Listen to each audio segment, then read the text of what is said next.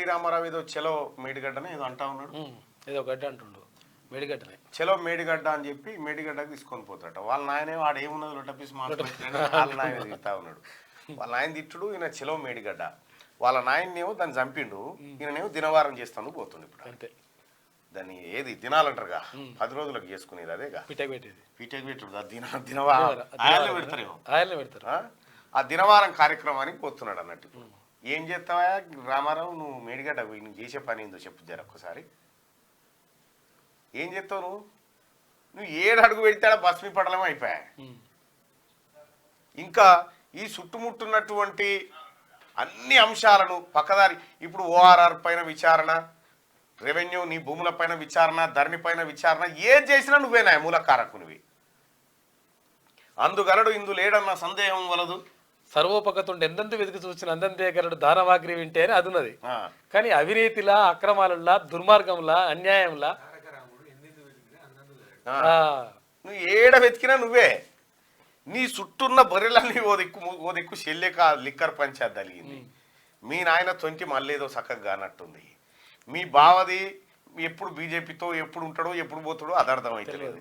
ఇటేమో నీ చుట్టూ మొత్తం అన్ని గుంతలు ఊడ్చుకుంటూ వస్తుంటే చెలో మేడిగడ్డ అన్నట్టు. అంటే ఇవన్నీ మర్చిపోవాలి, ఇవన్నీ మర్చిపోయేందుకు మేడిగడ్డ అన్నట్టు. అద్భుతం చెప్తారంట. ఇంకా ఆయన మొన్న ముఖ్యమంత్రి గారు అది చెవెల సభ కాడ ఓ మాట మాట్లాడిండు.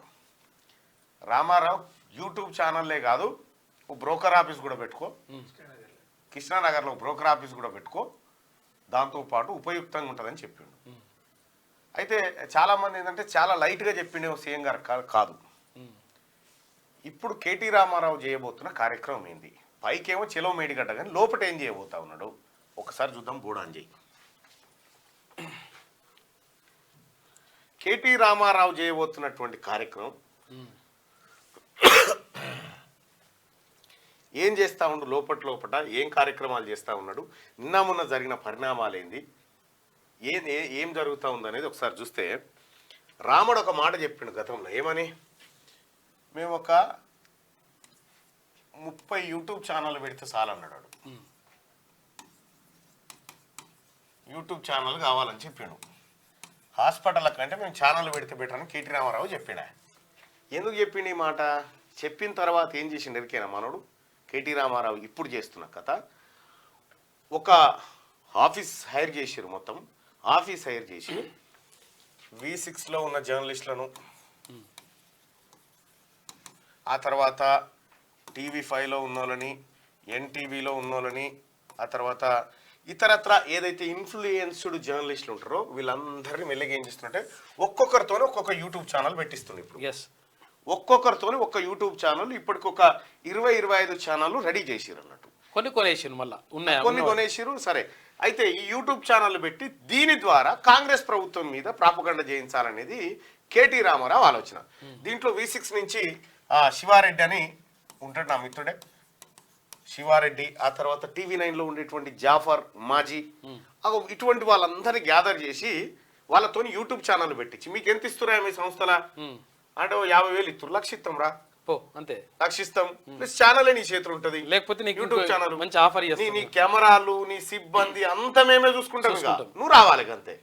ఈ రకంగా కొంతమందిని జమ చేసి ఇప్పుడు కాంగ్రెస్ పార్టీ ప్రభుత్వం మీద, అంటే మొన్నటిదాకా వీళ్ళంతో ఇంతో నిజాయితీగా పనిచేసారు కదా, వీళ్ళతోటే కాంగ్రెస్ ప్రభుత్వం ఫెయిల్ అయిందని చెప్పించడం కోసం ఓ 20 యూట్యూబ్ ఛానల్ పెట్టిస్తుండే, ఒకటే ఆఫీస్లో. అది కూడా ఆ కార్యక్రమాన్ని దిగ్విజయంగా చేస్తుండే. ఆఫీస్ పేరు కూడా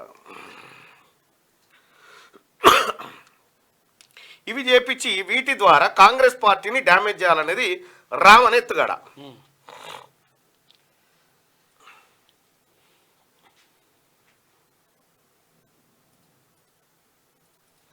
ఇది రామన్ ఎత్తుగడ. అయితే ఇటీవల కాలంలో వీళ్ళు ఏమైందంటే, మొన్న జరిగిన పరిణామంతో బ్యాక్ స్టెప్ వేసి వీళ్ళు. ఏది మొన్న ఏం జరిగిందంటే వాడిని మొన్న కొట్టిరు కదా, ఆడోళ్ళు కొట్టిరు, ఆడోళ్ళు అన్నట వాడు మొత్తం. సరే, ఏం చేసిరో మనకు తెలియదు, అది మనం చూడలే. కానీ ఆ పోరని కొట్టిరు కదా, ఆడలు పోయి కూడా కొట్టిరు, ఆ విజువల్స్ కూడా ఉన్నాయి. ఆ పోరని కొట్టిరు కదా, ఆ పోరని కొడితే ఆ పోరని కొట్టిన దెబ్బలు ఇటు ఇంకోటి ఉన్నాడు, ఆ పోరాడు సిల్కప్రాయ్ ఇంటర్నేషనల్ జర్నలిస్ట్, వాడిని కొట్టిరు కదా. ఈ కొట్టుడు చూస్తే రేపు పొద్దుగాల మా ఈపులు కూడా వలుగుతాయని మేము రామని బ్యాక్ స్టెప్ వేస్తే లేదు లేదు మేమంతా అండకుంటాం అని చెప్పి వాళ్ళ దగ్గర పోయి పరామర్శపోతున్నారు. వాళ్ళు ఏమనుకుంటారంటే మా కోసమే వస్తున్నారని కాదు, ఇగో ఈ గీల కోసం అంతే, ఇగో ఈ వ్యవస్థ నిర్మించడం కోసం వస్తా ఉన్నారు వాళ్ళు. అయితే ఈ రకంగా 20 మంది తోని యూట్యూబ్ ఛానల్ పెట్టించి వాళ్ళు ఇదివరకు మనం టీవీలలో చూసిన ఫేసుల్ని తీసుకొచ్చి దాంతో ప్రాపగండ చేయించి కాంగ్రెస్ పార్టీ ప్రభుత్వం మొత్తం ఖతం అయిపోయింది అనేటువంటి ఒక వాతావరణం తీసుకురావాలనేది వాళ్ళ ఇంటెన్షన్. ఇగో ఇదేమో సాటుకు చేస్తా ఉన్నాడు. దీనికోసం అనేక కోట్ల రూపాయలు ఖర్చు పెట్టడానికి సిద్ధంగా ఉన్నాడు. వీటితోటి కేటీ రామారావును ఏమన్నా అంటే కథం ఈ 20 ఛానళ్ళు ప్లస్ ఇదివరకు ఉన్నాయి, ఈ అన్ని కలిసి ఈ యూట్యూబ్ ఛానల్ అన్ని కలిసి చెప్తా ఉంటాయి. ముఖ్యమంత్రి రేవంత్ రెడ్డి గారు క్లియర్గా చెప్పిండు, మీకు అర్థమైందో లేదో. కేటీ రామారావు ఏమన్నాడంటే మాకు ఏ ట్యూబ్ వద్దురా భయ్, మాకు ప్రజలు ఉన్నారు, కార్యకర్తలు ఉన్నారు, వాళ్ళు చూసుకుంటారని చెప్పిండు. వాస్తవానికి కూడా యూట్యూబ్ ఛానల్ పెట్టాలంటే, యూట్యూబ్ ఛానల్ నడవాలంటే ఒక కాజ్ ఉండాలి. ఏం లేకుండా ఒక అబద్ధాన్ని ప్రచారం చేయడం కోసం యూట్యూబ్ ఛానల్ పెడితే నడిచిన దాఖలాలు లేవు. పబ్లిక్ నంబర్ కదా, పబ్లిక్ నంబర్ కూడా. క్యూ న్యూస్ ఎందుకు సక్సెస్ అయిందంటే క్యూ న్యూస్ పోరాటమే చేసింది. క్యూ న్యూస్ తోటి ఏదో లాభాలు అవే సంపాదిద్దామని ఆలోచన కాదు. క్యూ న్యూస్ చేస్తున్న పోరాటంలో ఆటోమేటిక్ ఇవన్నీ కలిసి వచ్చినాయి. ఇవాళ తెలంగాణ రాష్ట్రంలో కాంగ్రెస్ పార్టీ ప్రభుత్వాన్ని బదనాం చేయడం కోసం ఓ 20 యూట్యూబ్ ఛానళ్ళు పెట్టి ఈ ఛానళ్ల ద్వారా ప్రభుత్వాన్ని బదనాం చేయించాలి అని కేటీ రామారావు అనేటోడు ఆడుతున్నటువంటి ఒక డ్రామా ఇదంతా. కేటీ రామారావు గారి డ్రామా ఇదంతా. ఈ డ్రామాని ఇటు పెట్టి చెలో కాళేశ్వరం అంటా ఉండు, చెలో మేడిగడ్డ. ఏం చేస్తావా మేడిగడ్డ కాడ పోయి, ఏం ఆ గడ్డకాడికి పోయి ఏం చేస్తావు అంటున్నా? మీ అయ్య మిగిల్చిన శిథిలాలను చూసి వస్తావా? వాళ్ళ అయ్య ఏమని అడుగుతాం ఒకసారి, ఉందా? ఉన్నది. ఇంకా సెంట్రల్ గవర్నమెంట్ లేదు, ఏం లేదు.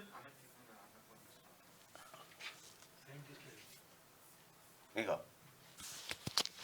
మన మేడిగడ్డ మాత్రమే కాదు, అన్నారం పోతాము, సుందిల్ల పోతాము, కాళేశ్వరం పోతాము, మేడిగడ్డ పోతాము, ఊరుగడ్డ పోతాం, బొందలగడ్డ పోతాం. ఏ తోకమట్టున్నది మేడిగడ్డ కాడ. మీ అయ్యను మించిన కౌంటర్ లేదు. ఇక నీకు మేడిగడ్డకు మొన్న కాంగ్రెస్ పార్టీ నాయకత్వము రాష్ట్ర ప్రభుత్వం పోతుందని చెప్పినప్పుడు కేసీఆర్ అన్నమాట. మరి ఇప్పుడు ఏ తోకమట్ట కోసం పోతుండో కేటీ రామారావు? ఆ తోకమట్ట దేవాలి ఇప్పుడు ఆడికి పోయి ఆయన. కానీ అయ్యా కొడుకులకు ఏ మాత్రం సిగ్గు, శరం, ఇజ్జత్, మానం ఏమీ లేకుండా తెలంగాణ ప్రజల్ని మభ్యపెట్టాలని చూస్తా ఉన్నారు. ఇగో ఇదే యూట్యూబ్ ఛానళ్ళ గురించి మాట్లాడుతుండు. మేము సోషల్ మీడియా ఉంటే మేము గెలిచేటోళ్ళమని. అరే సన్నాసోడా, ఉన్న టీవీలన్నీ సుట్టపొల్లవే కదరా. మొన్నటి ఎన్నికలల్లా NTV, TV nine, 10 TV, T news, తర్వాత ఉన్న ఛానళ్ళన్నీ నువ్వే కొంటివి. ఉన్న ఛానళ్ళన్నీ నువ్వు కొంటే ప్రతిపక్షానికి మిగిలింది Q news, V6, Raghu. Q news, ఈ యూట్యూబ్ ఛానళ్ళు ఇవే కదా మిగిలినాయి. ఇంకా నట ఇవి లేక ఆయన ఓడిపోయిందట. అందుకోసమే ముఖ్యమంత్రి గారు ఏమన్నారంటే, మాకేమన్నా టీవీ ఉందా, మాకేమన్నా పేపర్ ఉందా?